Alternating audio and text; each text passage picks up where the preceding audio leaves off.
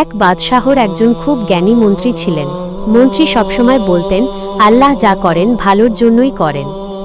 একদিন তলোয়ার পরিষ্কার করার সময় অসাবধানতাবশত বাদশার হাতের একটি আঙুল কেটে গেল। বাদশাহ খুব ব্যথায় কাতর হলেন, কিন্তু মন্ত্রী বললেন, মহারাজ ঘাবড়াবেন না, আল্লাহ যা করেন ভালোর জন্যই করেন। বাদশাহ রেগে গিয়ে মন্ত্রীকে কারাগারে পাঠিয়ে দিলেন। মন্ত্রী হাসিমুখে বললেন, আল্লাহ যা করেন ভালোর জন্যই করেন।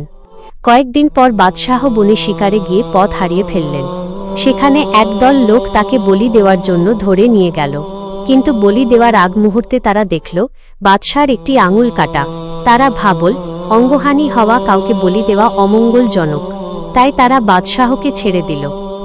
বাদশাহ প্রাসাদে ফিরে দ্রুত মন্ত্রীকে কারাগার থেকে মুক্ত করলেন এবং বললেন, আমার আঙুল কাটাটা ভালো ছিল, কারণ ওটার জন্যই আমি বেঁচে গেছি, কিন্তু আমি তোমাকে জেলে পাঠালাম, তাতে তোমার কি ভালো হলো? মন্ত্রী হাসিমুখে বললেন, মহারাজ, আমি যদি জেলে না থাকতাম তবে আমি আপনার সাথে শিকারে থাকতাম, আর তারা আপনার আঙুল কাটা দেখে আপনাকে ছেড়ে দিলেও আমার আঙুল ঠিক থাকায় তারা আমাকেই বলি দিয়ে দিত। এই গল্পের শিক্ষা, আমাদের জীবনে কোনো বিপদ বা কষ্ট আসলে ভেঙে পড়া উচিত নয়।